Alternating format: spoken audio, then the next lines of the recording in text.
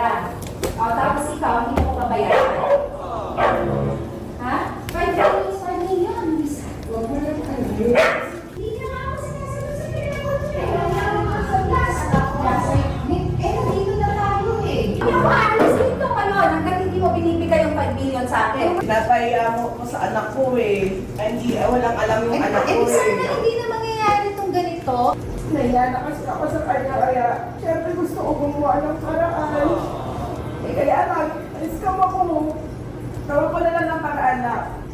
Pasensya ka na. Ano po ibig sabihin? Dito lang ako. Labas lang tayo. No. Labas na lang po. No. Labas na nga Hindi kasi po. nga.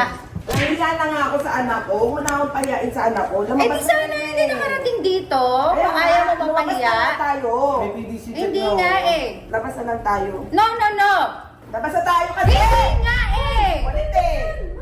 Nahiya. Pinapahiya mo ako sa anak ko eh. Ano yung pinagsamahan natin? Tapos gaganyan. Oo, nahiya na ako. Lumabas ka na. Hindi, ayoko lumabas. Hindi ako lalabas.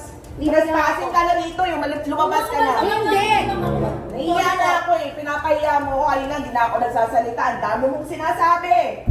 Nanatahimik na ako. Lumabas ka na dito. Palabasin mo to. Labas na tayo. Doon tayo mag-uusap sa labas. Huwag sa harap ng anak ko. Tawag na lang ako ng polis. Lumabas ka. Sige, tatawag ako. Ano? Lumabas ka na. Ano? Tingnan mo, dapat mas mahiya ka sa anak mo. Lumabas ka na. Hindi ako lalabas. Lumabas Bigay ka. mo ako yung pangailangan Ay, ko. hindi na dapat. Hindi ko pa kailangan. Ba't mo ibabayaran? Doon na lumabas. Hindi. Ito na nga ako. Hindi nga ako lola. Lumabas na lang ako. Lulunod ako. May pera